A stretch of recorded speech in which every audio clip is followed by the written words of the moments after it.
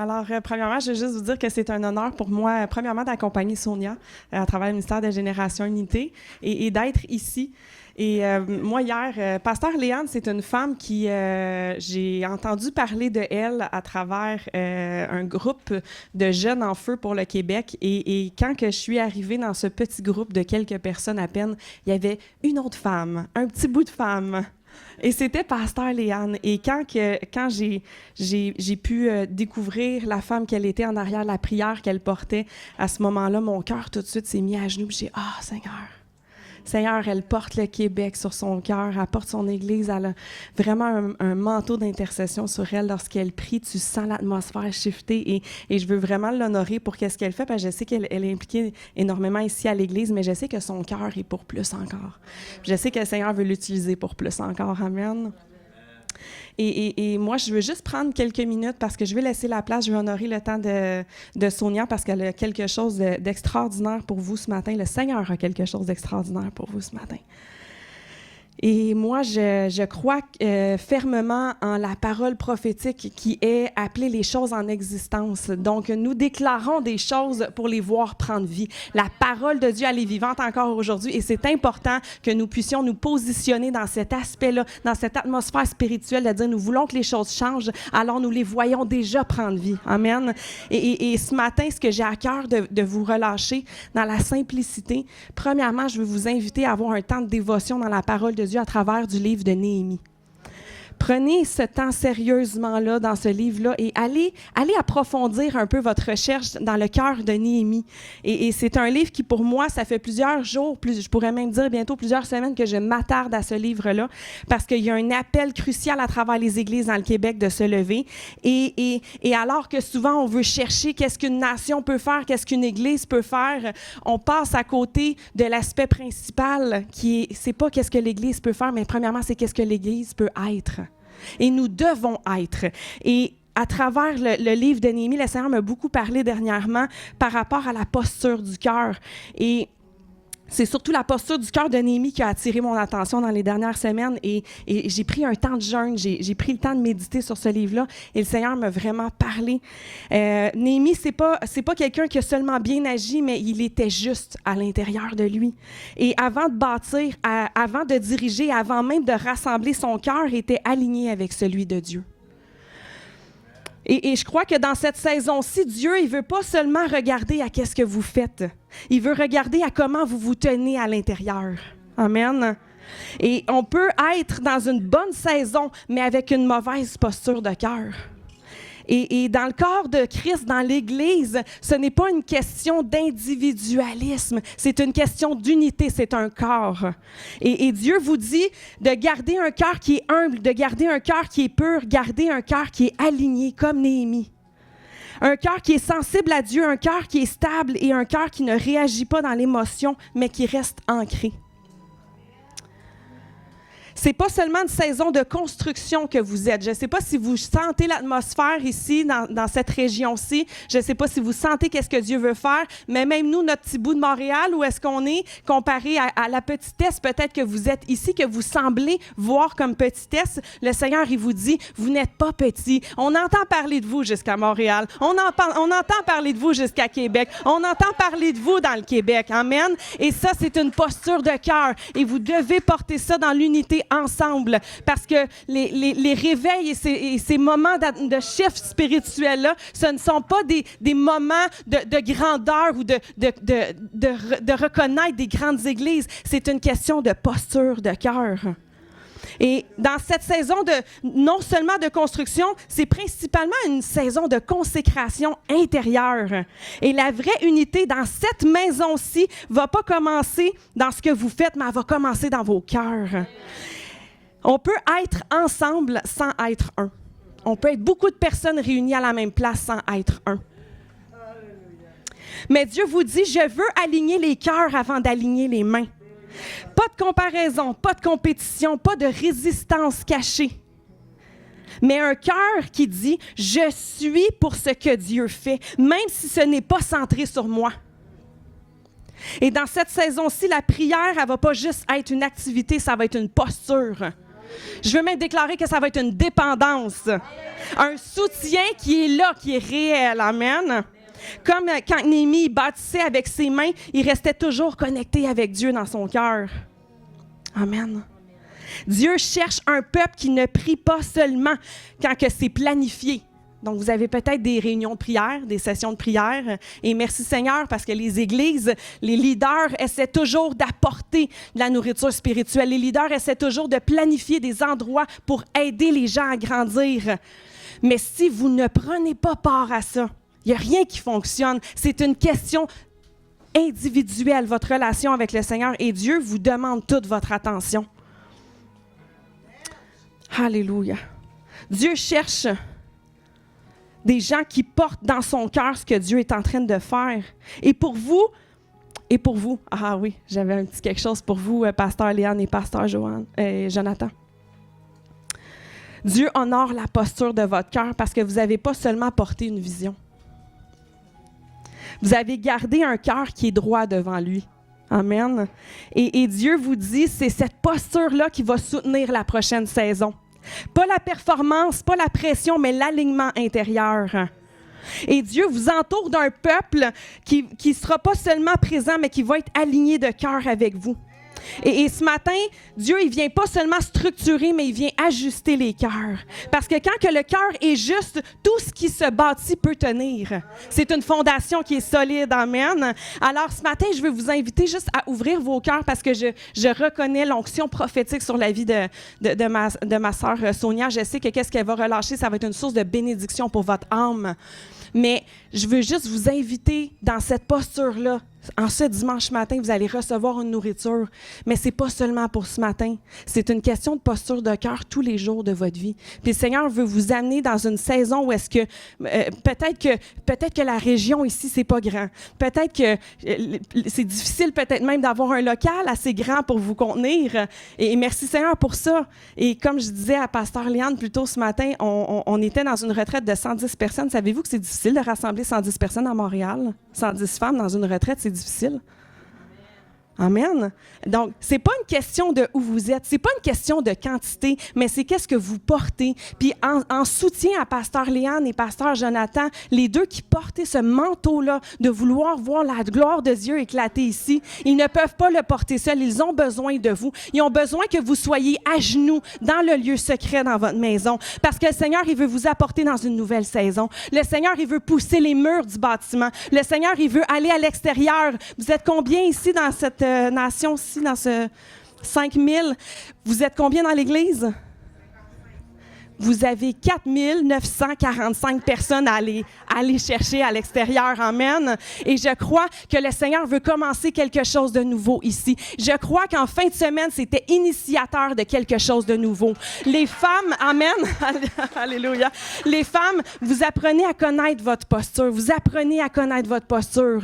Et maintenant, je crois que quand on prend les outils que le Seigneur nous donne, et je partageais avec quelqu'un ce matin, quelqu'un qui me disait que c'était comme quelque chose de wow, quelque chose comme si elle planait encore un peu sur le week-end qu'on vient de vivre. Et je lui ai dit à ce moment-là, j'ai dit oui, c'est comme un feu. C'est un feu qui s'est allumé en fin de semaine. Et c'est notre mandat de dire maintenant, c'est à moi de le nourrir. Je vais mettre des bûches dans mon feu. Je vais m'assurer qu'il reste allumé. Alors prenez cette posture-là, mesdames et messieurs. Collez-vous sur les femmes qui sont en feu en ce moment. Soyez une équipe de prière solide dans cette assemblée parce que le Seigneur veut faire des choses extraordinaires avec vous, au travers vous. Et il y a besoin d'un cœur qui est pur, un cœur qui est aligné et dans la simplicité, mais pour la gloire de Dieu. Amen. Amen. Alors, j'introduis ma belle Sonia. Amen. Alléluia. Amen. Bon matin. Oh, j'aime ça faire équipe avec des femmes puissantes. Nous, notre groupe de femmes à mon église, on s'appelait les Lionnes parce qu'on avait lu un livre de Lisa Bevere qui s'appelle « Les Lionnes s'élèvent », quand la lionne s'élève. Fait qu'on a appelé ça les Lionnes. Et là, on a dit à notre groupe d'hommes, appelez-vous pas les petites brebis égarées, là. Parce que là, ça sera pas drôle, là. Mais non, on travaillait aussi avec des hommes qui étaient capables de marcher à côté des lionnes. Mais il y avait tout un côté que la lionne, les les Lyonnes, ils chassent ensemble, ils élèvent leurs enfants ensemble, puis en tout cas, c'est ce qu'on a été. Léane, merci beaucoup de m'avoir invitée. Merci, pasteur. Ton mari, il est là. Merci, Jonathan, pour ce privilège-là. Oui, mon nom, c'est Sonia, Benjamin. Moi puis mon mari, on travaille avec Génération Unité, avec Joël Piana depuis longtemps, depuis quasiment la création de Génération Unité depuis 20 ans. Même avant ça, on était leader jeunesse, fait qu'on faisait les RARS ensemble, rencontres Rive-Sud, on a fait des retraites, on a fait du sport, on rencontrait les jeunesses, puis en tout cas. Fait qu'on se connaît depuis longtemps et depuis 2 ans, nous, on était pasteurs pendant 12 ans à la chapelle chrétienne du Haut-Richelieu, puis depuis presque 2 ans, on a relâché le pastorat, on a mis quelqu'un d'autre en place qui est là puis qui fait vraiment un beau travail. Et nous, bien, on est partis à temps plein, mais en fait, on est retourné sur le marché du travail parce que ça prend des sous. Mais tout notre temps libre, on le consacre pour Génération Unité, pour l'école, pour voyager avec Joël Piana et aussi pour aller dans les nations. Et c'est vraiment, on est dans une saison excitante. J'ai 4 enfants, dont ma plus vieille, Naomi, qui a 27 ans, qui est missionnaire au Cambodge depuis 5 ans. Elle et son mari sont missionnaires avec Jeunesse en mission au Cambodge depuis 5 ans. Et ma fille est partie là, elle s'est mariée en pleine pandémie et sur notre pergola en arrière de chez nous, avec sa petite robe d'été parce qu'on pensait aller au Mexique. Mais en fin de compte, ceux qui voyageaient dans ce temps-là, je ne sais pas si vous en souvenez, mais étaient vus comme des criminels de guerre. Fait qu'on a décidé de rester chez nous. Mais on a fait un mariage. Après ça, elle est partie. Son mari, il est américain d'origine coréenne. Alors, après ça, ils sont partis aux États-Unis. Ils ont fait un petit mariage. Elle est revenue à la maison. Elle a pris ses affaires puis elle est partie vivre sa vie. Elle est partie dans un pays qu'elle n'avait jamais été. Puis il s'était engagé pour 2 ans. Alors, pour elle, c'était comme son mari avait été quelques fois, puis il disait, on est appelé là, je crois que tu vas aimer le Cambodge et tout ça. Fait qu'elle est arrivée dans un pays qu'elle ne connaissait pas la culture, qu'elle ne connaissait pas la nourriture, qu'elle ne connaissait pas la langue et tout ça. Mais elle a tombé en amour avec le peuple Khmer. Et je veux vous parler d'un peu, parce que moi puis mon mari, on y avait été quelques fois, mais la dernière fois, on vient de revenir début février. On a été pour 2 mois au Cambodge. Et le Seigneur nous a donné des clés, on a vu des choses et c'est ce que je veux vous relâcher ce matin parce que je pense que c'est des clés qu'on doit saisir pour ici, pour le Québec, pour Métabetchouan, ce qu'on a vécu là-bas. Alors, on est arrivé là au Cambodge et 1 semaine après notre arrivée, le conflit entre la Thaïlande et le Cambodge éclatait. Je ne sais pas si vous en avez entendu parler. Alors, c'était quelque chose, la paix était fragile, il y avait déjà eu un conflit quelques mois avant, les frontières terrestres n'étaient pas ouvertes encore. Alors, 1 semaine après qu'on soit là, le conflit a recommencé. Nous, on était en sécurité dans la ville où on était, la ville où la base de Jeunesse en mission. Mais il y a une autre base de Jeunesse en mission qui est à Poi Phet, puis qui est juste sur le bord de la frontière. Eux, ils ont dû être évacués. Et un demi-million de personnes ont dû être évacuées de leur domicile et d'aller dans les camps de réfugiés. Alors, 1 semaine après, on était là. Et là, ma fille, le matin, on arrive, c'était un temps d'intercession. Et ma fille a dit, le conflit a recommencé. Et là, déjà, il y a des gens qui doivent partir et qui doivent aller dans des camps de réfugiés. Alors, le Seigneur a donné cette parole-là aux responsables, aux gens qui sont là, aux églises qui sont là, à toute l'organisation de Jeunesse en mission, qui sont quelques bases au Cambodge. Et je veux vous lire dans Matthieu 14, au verset, je vais mettre mes lunettes.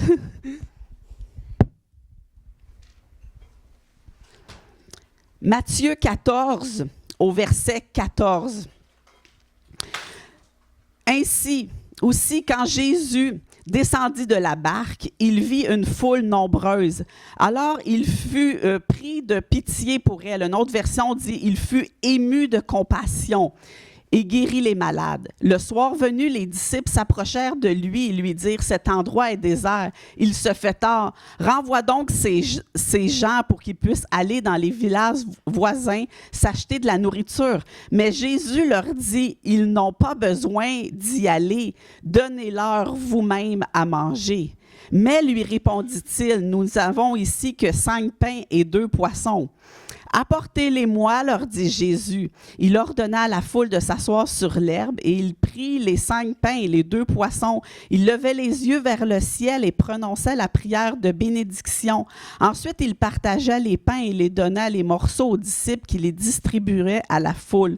Tout le monde mangeait à satiété. On ramassait les morceaux qui restaient et on en remplit 12 paniers. Ceux qui avaient mangé étaient au nombre de 5000 hommes, sans compter les femmes et les enfants. Vous connaissez cette histoire, hein? On a déjà lu. Alors, c'est ce qu'on a vu. Et c'est la première clé que je veux vous dire. Ne regarde pas à tes ressources limitées, mais regarde à ces ressources qui sont illimitées. Le Cambodge est un pays pauvre. Alors, le gouvernement est corrompu aussi. Alors, tous ces réfugiés-là qui partaient, qui laissaient tout chez eux, qui n'avaient rien, eux, qui partaient avec leur... Ils ne pouvaient pas emmener leurs animaux. Souvent, c'est des fermiers, c'est des gens qui vivent de l'agriculture. Ils partaient au péril de leur vie, mais ils ne pouvaient pas rester chez eux. Encore là, c'était au péril de leur vie qu'ils restent chez eux, tous ceux qui étaient sur le bord de la frontière. Alors, les chrétiens ont reçu de Dieu de dire, toi, tu regardes à tes ressources et sont limitées, mais regarde aux ressources de Dieu qui sont illimitées. Et Jeunesse en mission, je ne sais pas si vous connaissez c'est quoi, mais ils ont des bases partout dans le monde et tout ça. Et eux, ils n'ont pas de salaire. Eux, ils vivent de dons, de d'autres et tout ça. Quand ils regardent à eux-mêmes, ils ne peuvent pas nourrir toute cette foule-là qui sont dans les camps de réfugiés. Mais quand ils regardent au Seigneur, puis qu'ils disent, on va commencer par un. On va commencer par un camp. Et dans la journée qui a suivi, que les gens ont commencé à fuir, ils ont dit, il faut nourrir ces gens-là. Alors, la base de Jeunesse en mission, c'est converti en banque alimentaire. Et les gens de partout, les leaders, ma fille, son mari, tous ceux qui sont sur les réseaux sociaux, ont commencé à envoyer partout, en Australie, aux États-Unis, au Canada, partout, les gens, ils viennent de partout. Ils ont commencé à dire à leur pays, à leur province, à leur région, on a besoin de la nourriture, on a besoin d'argent, on a besoin, voici ce qu'ils vivent. Et les ressources du ciel sont illimitées. Et j'ai vu Dieu multiplier les ressources. Parce que quand on regarde à nous-mêmes, on sent comme on n'a pas l'argent, on n'a pas le bâtiment, on n'a pas les ressources en nous-mêmes. Mais le Seigneur dit, puis il regarde ses disciples, puis il dit, donnez-leur vous-même à manger. Donnez-leur vous-même à manger. Mais Seigneur, on ne l'a pas, ça. On a même des fois de la difficulté à survivre à nos propres besoins. Donnez-leur vous-même à manger. Ce qui me frappe dans cette histoire-là aussi, c'est que Jésus a vu la foule et il a été ému de compassion. Et dans un temps qu'on vit de Instagram, de réseaux sociaux et de tout ça, j'ai bien peur de dire que même des prédicateurs, des hommes et des femmes qui prêchent la parole de Dieu aiment être vus. Mais Jésus, lui, il a vu la foule. Est-ce qu'on voit encore la foule ou on veut que la foule nous voie? Mais Jésus a vu la foule au Cambodge. Puis il a dit à ses fils, à ses filles de Dieu, donnez-leur vous-même à manger. Mes ressources sont illimitées. Alors, pendant les semaines, les mois qui ont suivi, on a fait des paniers de nourriture. On a pourvu à toutes sortes de biens matériels et on a été dans des camps de réfugiés. Les gens avaient faim, oui, de nourriture, mais avaient faim spirituellement aussi. Là, à un moment donné, ma fille enceinte, elle a été dans le camp de réfugiés qui était le moins loin de chez eux. Elle va là. là, elle voit qu'il y avait beaucoup de mamans avec des jeunes enfants, de femmes enceintes ou de mamans avec des tout petits bébés. Elle est revenue, elle dit, il faut faire quelque chose. Elle dit, faut faire quelque chose pour ces mamans-là. Là. Faut faire des sacs avec des ressources pour du lait, pour des petits pots, pour des choses pour les enfants, des couches, puis tout ça. Fait que là, elle m'appelle le matin, elle m'écrit, « Maman, tu viens-tu? On est en train de faire des paniers pour eux autres. » J'arrive à la base, on a fait ça toute la journée, des centaines, pour aller après ça porter ça dans les camps de réfugiés pour les mamans. Parce que ma fille, elle a compris que Dieu était limité, que là où peut-être tes ressources à toi sont limitées, que Dieu pourvoit et Dieu a pourvu. Dieu a pourvu pour la nourriture, Dieu a pourvu pour toutes sortes de choses. Et ça, c'est la clé encore aujourd'hui. Quand on regarde à nos ressources, même des fois personnelles, j'ai pas assez, je viens de la plus petite famille, je viens de Métabetchouan, c'est petit, les gens ne nous connaissent pas, je voudrais être un centre de guérison, un centre de délivrance, mais y a-t-il quelqu'un qui va nous connaître? Dieu dit que lui, il est illimité, que les ressources qu'il donne sont illimitées. Regarde pas à ce que tu as, juste tes pains et tes poissons, mais regarde à ce que lui veut faire. Puis on est dans une saison où ce que Dieu nous regarde et dit, donne-leur à manger. Donne-leur à manger physiquement, mais donne-leur à manger spirituellement. Les gens ont faim, les gens ont soif. Là-bas au Cambodge, mais ici aussi au Québec, les gens ont faim, les gens ont soif. Puis ils regardent, y a-t-il une église qui va peut-être sortir de leurs quatre murs puis qui va venir vers nous? Parce qu'ils vont savoir que leur Dieu n'est pas limité. Puis il va nous donner son cœur à lui, qu'on puisse voir la foule comme lui il voit, qu'on puisse voir cette jeune génération comme lui il la voit, comme lui il pose ses regards de compassion sur elle, il la voit et il les voit aussi personnellement. Alors quand on allait donner de la nourriture aux enfants, aux gens, on les regardait dans les yeux. Puis là, je me souviens plus de la phrase, mais il y a une phrase en khmer qui disait « Jésus te voit, Jésus te voit. » Jésus prend soin de toi. Jésus te connaît. Jésus te voit. Jésus t'a vu. Il t'a vu. Jésus t'a vu. Parce que là, dans toute cette foule-là, est-ce qu'il y a un Dieu qui les a vus, eux, personnellement, pour leurs besoins?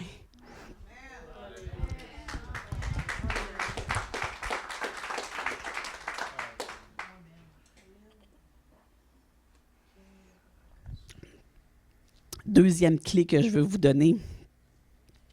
Ne sois pas intimidé par les endroits ténébreux. Regarde sa gloire qui se révèle. Ne sois pas intimidé par les endroits ténébreux, mais regarde sa gloire qui se révèle. Dans Matthieu 16, au verset 13.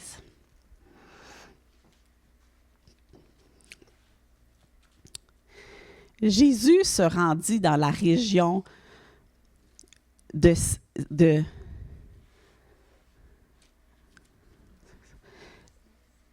Jésus se rendit dans la région de Césarée de Philippe. Il interrogeait ses disciples.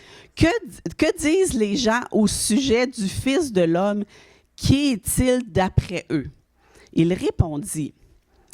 Pour les uns, c'est Jean-Baptiste, pour d'autres, c'est Élie, pour d'autres encore, c'est Jérémie ou un autre prophète. Et vous, leur demanda-t-il, qui dites-vous que je suis? Simon-Pierre lui répondit, tu es le Messie, le Fils du Dieu vivant.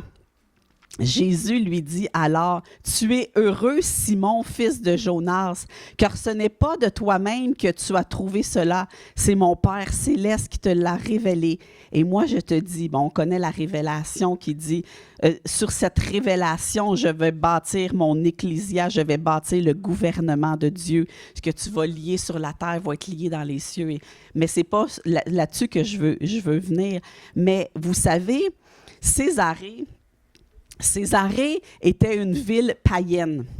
Césarée, c'était une ville où on marchandait beaucoup, c'était une ville commerciale.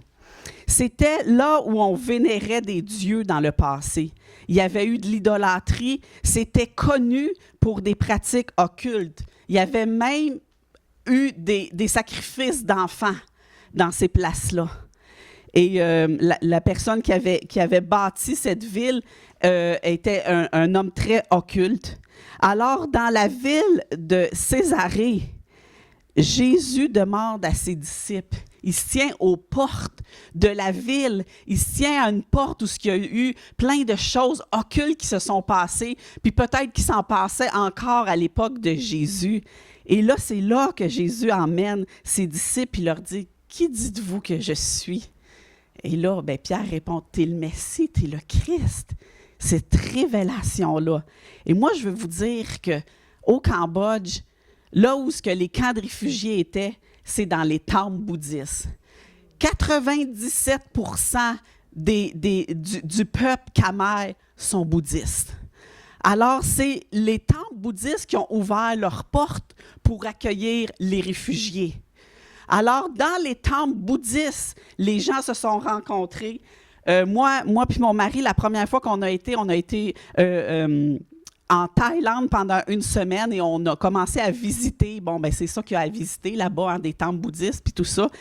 Je sentais tellement l'esprit occulte, j'avais mal à la tête. Je ne sais pas si vous le savez, mais quand on a un mal de tête soudain, c'est souvent parce qu'on fait affaire à des puissances, des principautés occultes. Et là, à un moment donné, je pense qu'on en a vu un, on les a toutes vus. On va arrêter d'aller là, mais c'est beau, les gens vont en tourisme pour aller voir ça. Est-ce qu'il y a des gens ici qui ont déjà été au Cambodge? Oui, tu as déjà. En Thaïlande. Au Cambodge aussi, c'est pareil. Il y a plein de temples bouddhistes et tout ça. Alors, c'est là que les camps de réfugiés se faisaient. Et là, les chrétiens, il fallait qu'on aille là, dans les temples bouddhistes, où est-ce qu'il y a plein d'idoles et tout ça, et que même les gens font leurs prières et font leur rituel, qu'est-ce qu'ils ont à faire. Mais là, le Seigneur nous a dit de ne pas être intimidés par ces endroits-là, mais de regarder la gloire de Dieu qui peut se manifester dans un lieu où ce que tu n'aurais pas pensé, dans un lieu où ce que, religieusement, j'aurais jamais été. Tu sais, moi, je serais restée à l'église, puis j'aurais commencé à prier pour chasser ces choses-là. Mais là, le Seigneur, il dit, vous allez aller là et vous allez voir ma gloire être manifestée. Dans les temples bouddhistes, vous allez voir ma gloire être manifestée. Alors, on a vu tellement de choses. Et on a vu le 24 décembre, on était là. Dans les temples bouddhistes, on a fait 3-4 camps de réfugiés pour donner des cadeaux aux enfants, de la nourriture. Et là, il y avait une leader qui était là, puis on avait tous rassemblé les enfants là, sur une toile, puis elle leur présentait l'histoire de Jésus, la naissance de Jésus. Et les enfants, c'était la première fois qu'ils entendaient l'histoire de Jésus.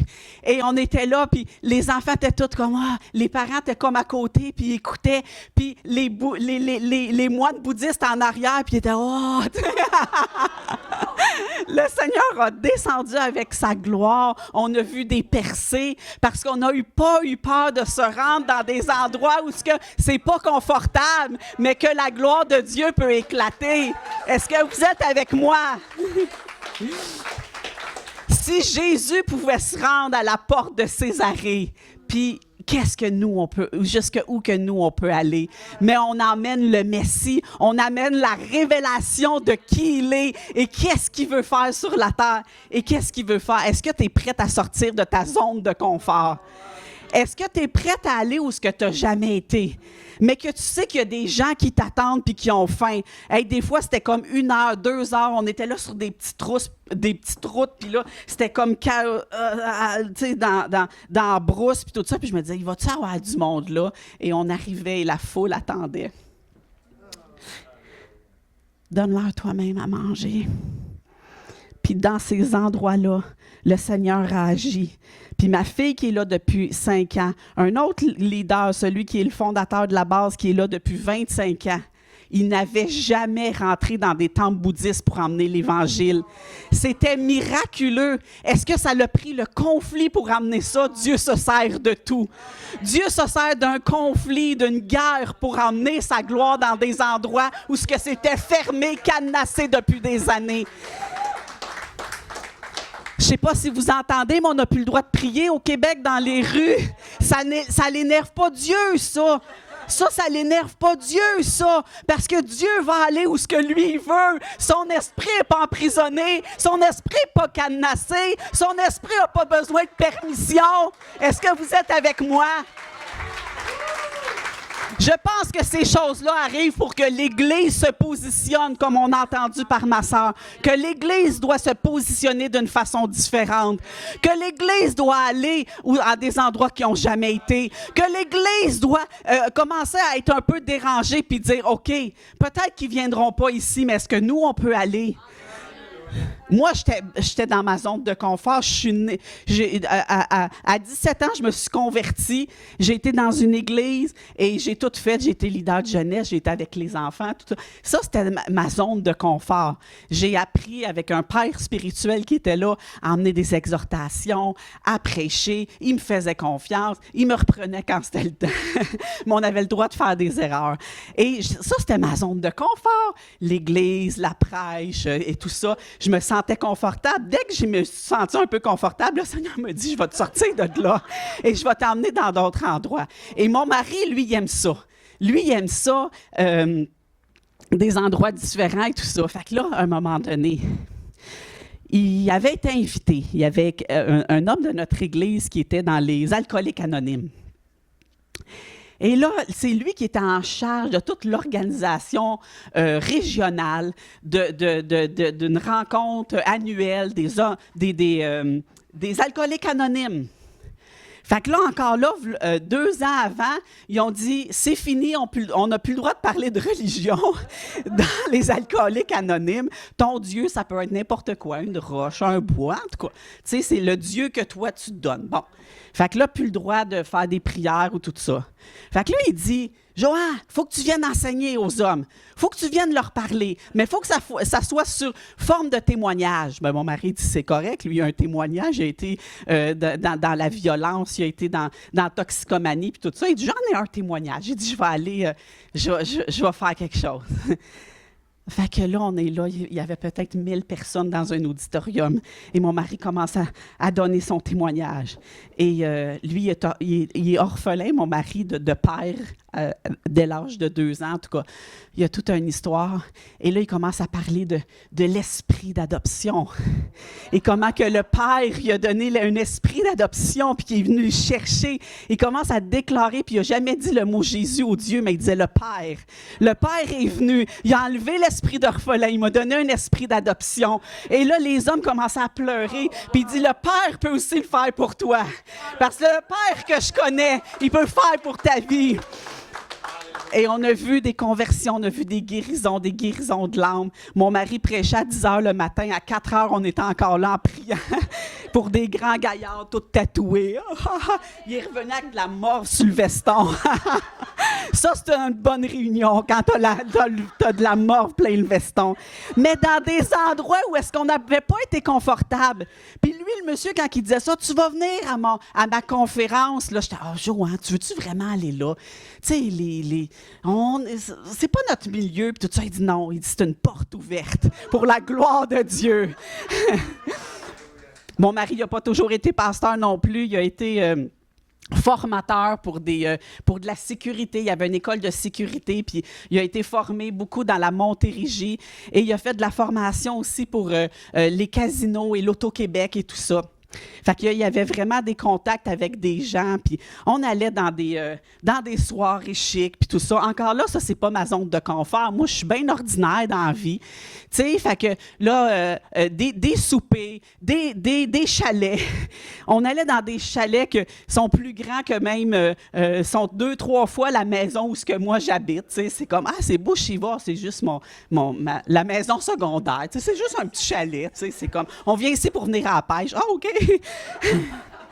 Mais avec des gens qui ont réussi dans la vie, avec les gens que tu vois justement leurs avoirs et tu dis, eux autres, ils sont parvenus, tu sais, ils ont réussi dans la vie. Mais il y a des choses qu'ils ne peuvent pas acheter. moi, j'ai prié avec une dame que j'ai rencontrée dans une soirée de gala chic et tout ça. Et là, elle me parle, on est assis à la même table. Moi, je ne sais pas c'est qui. Elle me parle, as-tu des enfants? Oui, je commence à parler de mes enfants. J'ai 4 enfants, puis tout ça. Toi? Elle dit non, elle dit, moi, je fais des fausses couches à répétition, j'ai des problèmes, j'ai été en fertilité, il n'y a rien à faire, puis tout ça. Fait que là, j'ai dit, je vais prier pour toi. Oui, elle me pogne la main, elle la met sur sa bédaine. OK, moi, tu sais, on dit ça, hein, m'a prié pour toi, m'a prié pour... Mais là, elle voulait que je prie là, habillée chic, dans la place de gala, avec les gens qui sont, tu sais, d'un milieu que moi, c'est pas ma zone de confort. Fait que j'ai mis ma main sur sa bédaine, puis j'ai déclaré la vie, puis j'ai commencé à prier pour elle. Là, elle pleurait, puis elle était là, oh, merci beaucoup, puis tout ça. Puis mon mari a su, par son mari, qu'elle est tombée enceinte pas longtemps après. Seigneur, je veux voir ta gloire. Je veux voir ta gloire, Seigneur. Je veux sortir de ma zone de confort, Seigneur, pour aller te voir, Seigneur. Aller te chercher là où ta présence peut agir. Qui n'est peut-être pas avec les gens que moi, je suis habituée. Qui ont peut-être pas mon langage, qui ont peut-être pas ma culture, qui ont même peut-être pas mon niveau de vie ou mon style de vie. Est-ce que vous comprenez? Mais de dire, Seigneur, je veux être là où ce que tu veux. Et dans ce temps-là, quand on dit oui, le Seigneur ouvre des portes pour nous. Il ne faut pas avoir peur des endroits. Il ne faut pas être intimidé par des endroits nouveaux. Parce que là, c'est ça que le Seigneur est en train de faire. Est-ce que vous pouvez dire amen à ça? Est-ce que vous le sentez? Hein? L'Église doit naviguer d'une façon différente. Vous vous souvenez de l'histoire de Daniel, hein? Daniel dans la Bible. Daniel a été promu, belle promotion, chef des astrologues, des magiciens, des enchanteurs, des mages. Non seulement il travaillait avec eux, mais il était en charge d'eux. C'était leur boss. T'as-tu déjà été boss, toi, d'un magicien ou d'un astrologue? Lui, il naviguait là-dedans. Aujourd'hui, quelqu'un nous dirait ça, que c'est ça son travail, on le mettrait dehors de l'Église. Mais Daniel a su percer et emmener la gloire de Dieu à cet endroit précis-là et renverser des idoles et avoir un impact sur sa nation. Parce qu'il connaissait son Dieu, puis il n'a pas eu peur des ténèbres, parce qu'il savait que Dieu est plus puissant que ça. Alléluia! Il faut être prête, les amis. Il faut être prête à aller où on n'a jamais été. Il faut être prête à dire oui. Il faut arrêter de se trouver des excuses. Ah ouais, mais là, c'est pas ma zone de confort, c'est pas mon monde, qu'est-ce qu'ils vont dire? Juste oui, vas-y. Dieu va t'équiper. Alléluia. Daniel a dit oui pour sortir de sa zone de confort. Il faut que je vous parle aussi de mon gendre, le mari à ma fille, Andrew. Là, lui, dans toute cette histoire-là, là, qui nourrissait les gens, puis tout ça, bien là, les gens ont commencé à poser des questions. Même si ça fait 25 ans que la base de Jeunesse en mission est là, c'est qui eux autres? C'est qui les chrétiens? C'est qui les églises? Il y a des églises aussi, les pasteurs, ils travaillaient tous ensemble. C'est qui ces gens-là? Là, la femme du président a dit, moi, je veux les rencontrer. On entend parler, on va dans un temple, dans l'autre temple, on entend parler que ceux qui sont venus donner de la nourriture, c'est des chrétiens. C'est l'organisme de Jeunesse en mission. C'était l'Église, ils sont venus. Alors, mon genre avec une équipe ont été, il y avait toute une soirée, puis elle voulait remercier, il y a eu d'autres organismes aussi qui ont donné tout ça. Et là, c'était une soirée pour remercier ce que les gens faisaient et tout ça. Puis là, ils prenaient des photos avec la femme du président et tout le Sahédrin qui était là, les dignitaires et les hommes politiques et tout ça. Et là, devant une statue de Bouddha, sont bouddhistes, c'est leur culture, c'est leur tradition. Alors, mon gendre, il est là, puis il est juste là avec son équipe, puis il dit... Elle va peut-être nous demander de prendre la photo. Mais il dit, là, moi, c'est comme si le Seigneur il a dit, dis tout de suite qui tu es. Prononce-toi tout de suite qui tu es. Que ça plaise ou non. Prononce-toi tout de suite qui tu es. » Alors, elle dit, venez dans la photo.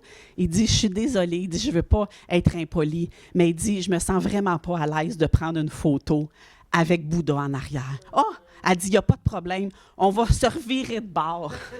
Fait que là, le photographe, le Saïdrin, tout le monde, tous les dignitaires se sont tous revirés de bord pour prendre la photo avec les chrétiens qui ont dit, « Ah, je préfère pas. » Et lui, il dit, spirituellement, dans l'esprit, j'ai vu un shift.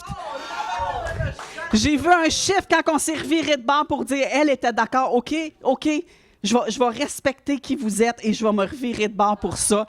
Et il dit, il y a eu un shift dans l'esprit. Il y a eu un shift dans l'esprit de dire, OK, Jésus plus grand que Bouddha. Les chrétiens, qu'est-ce qu'ils portent plus grand que le bouddhisme? Amen. Il faut le faire avec respect. Il ne faut pas choquer les gens non plus. Alléluia. Le Seigneur est grand et fait des grandes choses. Ils ont eu toutes sortes d'occasions aussi d'apporter le salut, d'apporter la parole de l'Évangile au jour de l'an. Ils se sont fait appeler aussi le leader de Jeunesse en mission. Et il a dit, est-ce que tu viendrais avec peut-être une équipe? On fait une soirée à la chandelle. Il y a des artistes peintres qui ont fait une belle murale pour dire, nous sommes un pays en paix et tout ça. Fait que là, les gens ont été faire des dessins par rapport à ça. C'est comme la paix, puis que qu'est-ce qu'on veut, c'est la paix dans le pays. En tout cas, c'était vraiment une belle toile et tout ça. Et là, il dit, on est en train de l'inaugurer. Il y a des gens qui vont venir parler, tout ça. Puis on aimerait ça que tu viennes parler. Il dit, oui, certainement. Il dit, est-ce que tu aimerais ça avoir un petit peu d'animation? Il dit, je peux emmener mon groupe de musique. Il dit, oui, il dit, le groupe de musique peut venir. Alors, le groupe de louanges a fait 2 chants, dont Yeshua. Là, je ne le chanterai pas, là. Ben, en tout cas, pardonnez-moi. Ouh, ah, ah. Yeshua, qui était déclaré en pleine ville du Cambodge. 97% bouddhiste. Yeshua règne au Cambodge. Yeshua. Et là, le leader est venu, il a commencé à prier pour chaque famille représentée, déclarer la paix au nom de Jésus sur le pays. Et les gens étaient là avec leurs chandelles, les yeux fermés, puis oui. Parce que Dieu agit là où ce qu'on ne pense pas. Est-ce que Dieu a envoyé la guerre pour ça? C'est pas dans ma théologie que Dieu envoie des choses négatives, mais Dieu, au travers ça, se révèle. Parce qu'il dit au travers la malédiction, moi je peux le revirer en bénédiction. Le Seigneur ne perd rien. Le Seigneur prend tout puis il rachète les choses. C'est pour ça qu'ils peuvent bien nous dire des choses, là, puis nous passer des lois au Québec. Je ne dis pas que je n'ai pas signé la pétition, comprenez-moi bien. Puis il y a des gens peut-être qui sont là pour aller au front, puis je respecte ça. Mais il faut faire attention, les amis, de ne pas partir dans une guerre qui n'est pas la nôtre. Et de ne pas avoir un esprit de colère. Et de ne pas se lever et être offensé et être indigné pour des choses que Dieu il dit, moi, je suis plus grand que ça. Est-ce que vous êtes avec moi? C'est pas le temps d'être dérangé. C'est pas le temps d'être distrait par toutes ces choses-là. Mais c'est le temps de dire, Seigneur, moi, je me positionne, puis je veux aller là où tu veux. Puis je vais dire oui là où tu veux. Puis les lois du Québec ont bien beau changer. Moi, je sais que tu es plus grand que ça. Et tu vas te servir de ça pour relâcher ta gloire. Et c'est là que ça crée une faim et une soif chez les Québécois. Moi, je pense que ces choses-là arrivent, puis c'est pas pour rien. Et Dieu va s'en servir. Là, il est-tu... et 40? J'ai la bonne heure, hein? Qui me donne encore 10 minutes? Ouais! 10, 20, 30, 40, 50! Hey, merci. Alléluia. Je vais faire mon 3e point. Attends pas le réveil. Vois la moisson qui est prête. Attends pas le réveil, mais vois la moisson qui est prête. Je crois au réveil au Québec. Je l'ai prié, je l'ai déclaré. C'est comme ça que moi puis Joël, puis Anna, moi puis mon mari, on s'est connectés. La première fois qu'on s'était vus, il dit « Vous croyez-tu au réveil au Québec? » Oui, je dis « On est nés pour ça. » Il dit « Nous autres aussi, on va faire équipe. » Je crois au réveil, c'est quelque chose qui... Mais il y a quelque chose dans nos églises... Est-ce que vous êtes avec moi? Qu'on est dans l'attente de... On attend... Quand le réveil va venir, et là, on attend. Et là, le réveil aussi, c'est... Le Seigneur va réveiller qu'est-ce qu'il a déjà fait. Non, parce que le Seigneur veut faire des choses nouvelles. Il ne fera pas comme qu'il a déjà fait. Fait que prie pas que Dieu réveille des choses qu'il a faites dans le passé parce qu'il dit « Je fais une chose nouvelle. Est-ce que tu vas le reconnaître? Est-ce que tu vas le voir? » Puis dans Jean 4, 35, ça dit « Vous dites en ce moment, encore 4 mois et c'est la moisson, n'est-ce pas? Eh bien, moi, je vous dis, ouvrez les yeux et regardez les champs. Déjà, les épis sont blonds, prêts à être moissonnés. » Et on l'a vu au Cambodge, un temps de réveil. Par rapport à tout ça, nous autres, la dernière journée qu'on est partis, à fin janvier, il y avait un organisme qui s'appelle Franklin Graham. C'est le fils à Billy Graham. Puis eux, ça faisait déjà 2 ans qu'ils étaient sidulés à venir au Cambodge. À chaque année, ils vont à des places différentes. Et là, c'était le Cambodge. Ils viennent avec toute une équipe. Tout frais payé. Ils ont loué l'ancienne aéroport. Et là, pendant 1 an de temps, l'équipe était mobilisée. Là, c'est sûr que pendant les camps de réfugiés, puis tout ça, c'est comme, écoute, c'est comme, il y avait bien des choses qui étaient comme mises sur le tapis et tout ça. Et là, mon gendre, Andrew, lui, faisait partie de ça, de l'organisation, puis tout ça. Puis à un moment donné, il parle aux dirigeants, puis il dit, allez-vous encore venir? Parce que il dit, là, tu as entendu, c'est la guerre, c'est le conflit. Il dit, c'est exactement le temps qu'on doit aller. C'est exactement à pointer de Dieu qu'on ne veut pas manquer ça. Parce que quand il arrive des situations comme ça, le cœur des gens a faim pour plus. Le cœur des gens a besoin d'espoir. Alors nous, on était là la première soirée. Il y avait 17 000 personnes. 17 000 personnes. Le lendemain, il y en avait eu 22 000. Sur ma page Facebook, vous avez vu, hein, j'ai mis un peu des photos et tout ça. Et là, ben, c'est Franklin Graham qui est arrivé à un message très court, mais très pertinent, à des gens qui n'ont jamais entendu parler de l'Évangile. Il y avait des chants de louanges et tout ça, mais là, les gens, ils dansaient pas là, comme un matin, là. Puis là, ben moi, je me revirais, puis j'étais là à ma fille, les gens n'embarquent pas beaucoup. Elle dit, maman, les gens, c'est la première fois qu'ils entendent ça. Eux autres, c'est pas dans leur culture de chanter des choses, c'est des rites, des prières apprises par cœur dans le bouddhisme. Mais là, on pouvait voir, eux autres sont chrétiens, c'est une petite gang qui saute un peu plus, tu sais. Mais la majorité, c'était la première fois de leur vie qu'ils entendaient des chants de louange et qu'ils entendaient une prédication que Jésus les aime, que Jésus a un plan pour leur vie, que Jésus les voit. Alléluia. À la fin, il y a eu un appel. Des milliers de personnes se sont avancées. À chaque soir, moi, je n'avais jamais vu ça. Moi, je veux dire, ici au Québec, quand on fait une campagne d'évangélisation, ben c'est toute l'Église qui y vont. Quand tu as 2 nouveaux, tu es content. Puis c'est souvent les évangélistes. Amenez des nouveaux, eux autres, ils ont toute leur gang, puis toi, tu es tout seul. Tu es assis à côté d'eux autres, puis tu penses que tu veux faire passer que c'est toi qui les as emmenés. Non, je fais des blagues, mais vous comprenez, hein? On est dans le même... on vit dans la même province. Mais là, des milliers de personnes qui acceptent le Seigneur. Puis ceux que peut-être qui ne se sont pas avancés, ils ont tous reçu un Nouveau Testament à la fin. Tous les gens qui sont venus sont partis avec un Nouveau Testament dans les mains. Je peux vous dire qu'il y en a que c'était la première fois qu'ils voyaient la parole de Dieu et qui avaient accès à la lire dans un monde complètement bouddhiste. Parce que Dieu fait des choses comme ça. Dieu fait des choses pour sa gloire. Dieu le fait ici au Québec. Dieu le fait en Abitibi. On a eu un témoignage il y a quelques semaines. En Abitibi, rappelle-moi le nom du pasteur. Pasteur James Cananesso. Jean-Denis Cananesso. Ils se rencontraient, c'est un prédicateur, c'est un pasteur qui vient qui est en Abitibi pour les Premières Nations, ça fait des années qu'il œuvre.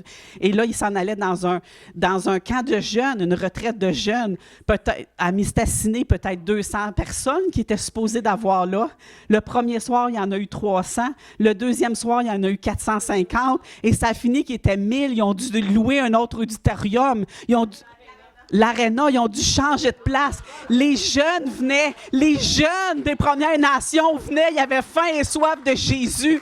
Ce qui aurait dû durer 2 jours a duré 10 jours. Et il continue à y aller, puis il dit, le feu est encore là. Les jeunes dans les Premières Nations ont soif. Les jeunes au Québec ont soif. Vous avez vu cette semaine, ça a passé dans la presse. Richard Martineau, il écrit un article dans la presse qui disait « Les jeunes reviennent à la foi ». Oh, il disait dans ses mots, mais nous, on le sait qu'il y a quelque chose qui se passe là. Moi, je l'ai vu avec mon fils. Je l'ai vu avec mon fils.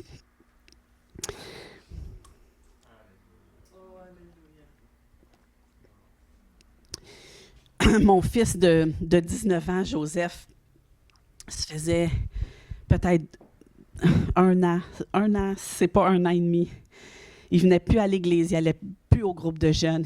Il voyait plus ses amis chrétiens. Il était élevé dans l'église. La plupart de ses amis étaient chrétiens et tout ça. Et il s'isolait. Après quelques mois, on a reçu un téléphone de l'école qui voulait nous rencontrer. On a su qu'il consommait. Alors, on a parlé avec lui, puis il nous a dit, il consomme à tous les jours.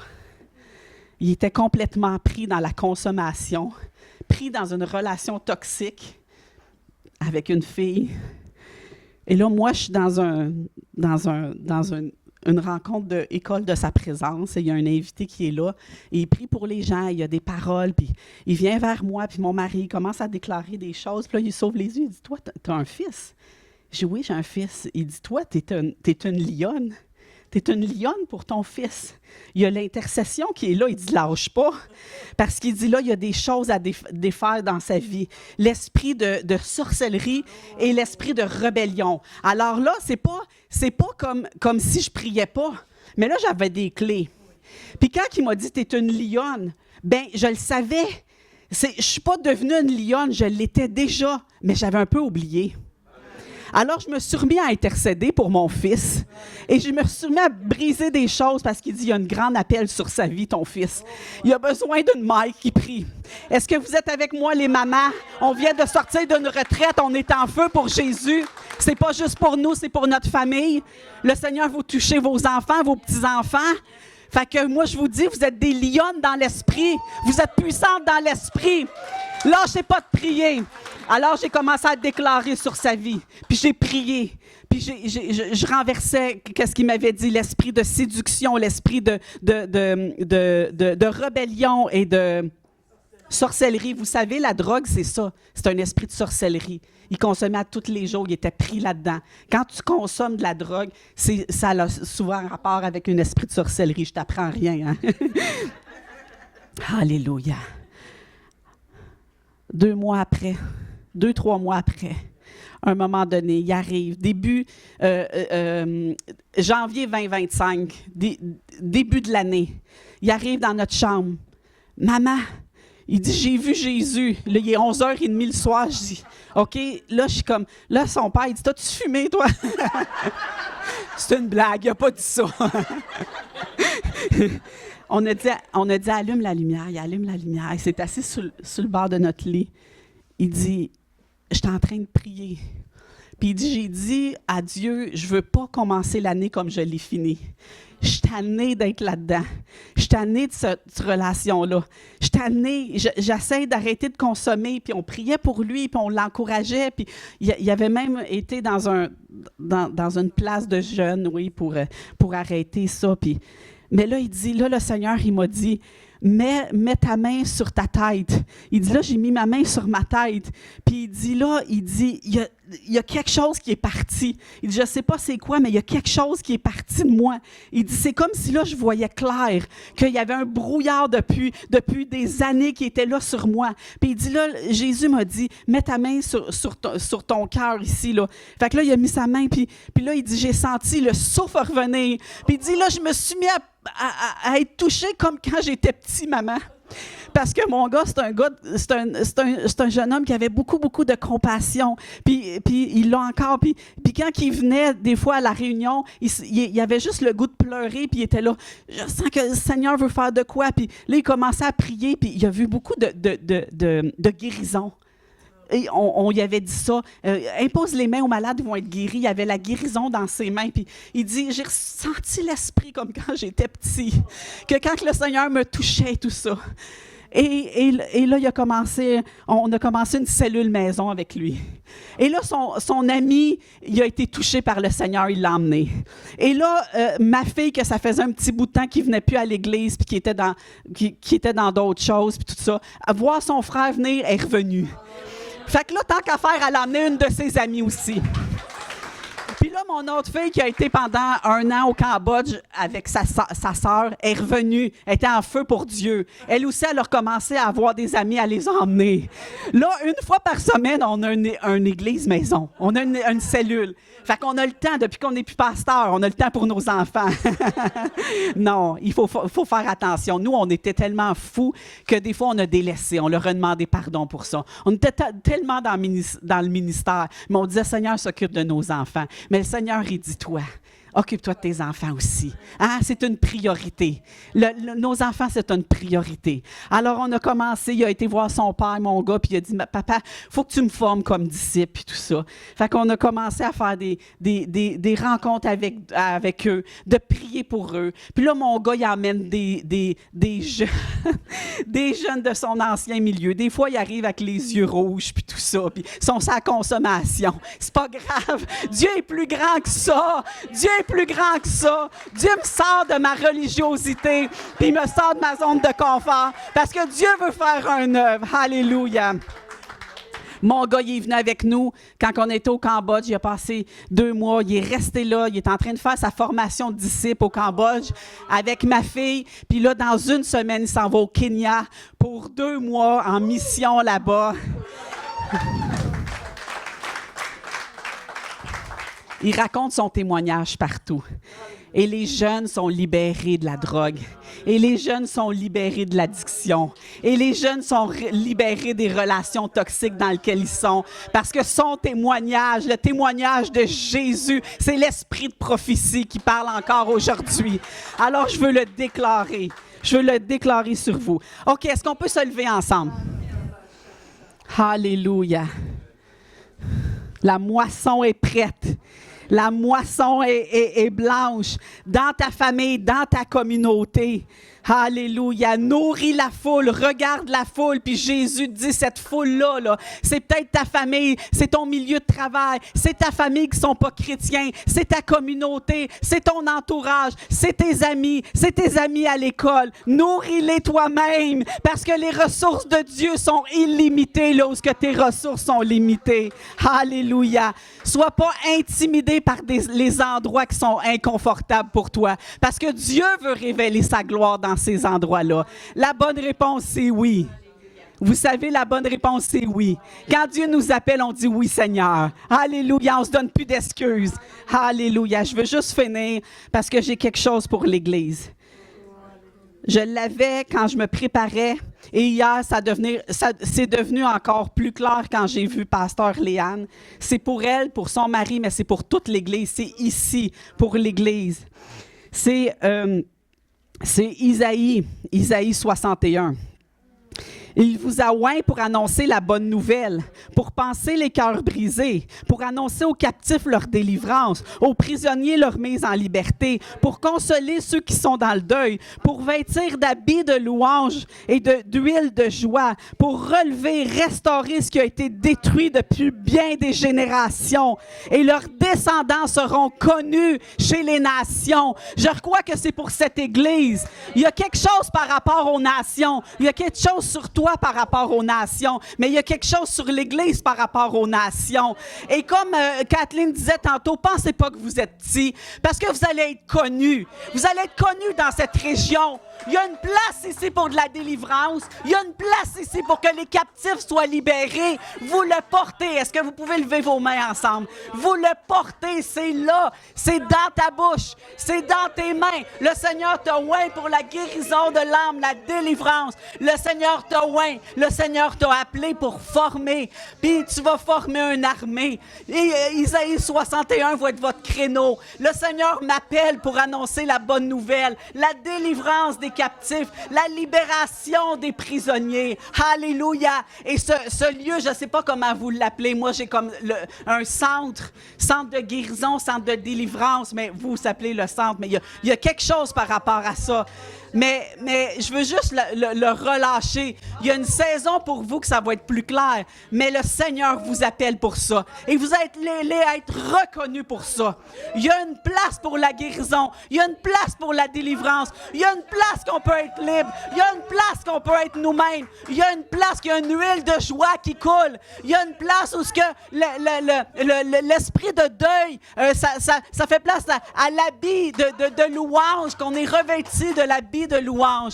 Alors prenez-le, Église Le Centre. Le Seigneur veut faire de grandes choses. Le Seigneur va relever ce qui a été détruit même dans cette région. Le Seigneur vous appelle des réparateurs de brèches. Des choses qui ont été brisées dans les générations passées, même dans les familles. Vous allez voir la restauration, la gloire de Dieu. Amen.